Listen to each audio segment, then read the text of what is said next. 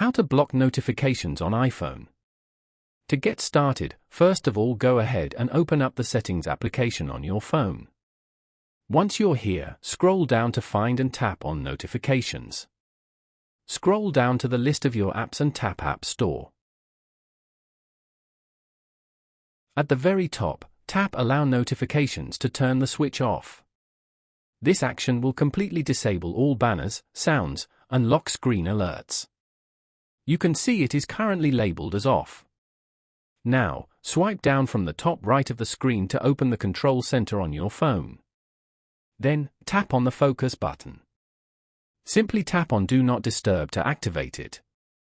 This will immediately silence all incoming calls, alerts, and notifications. Following these steps, you can block notifications on an iPhone.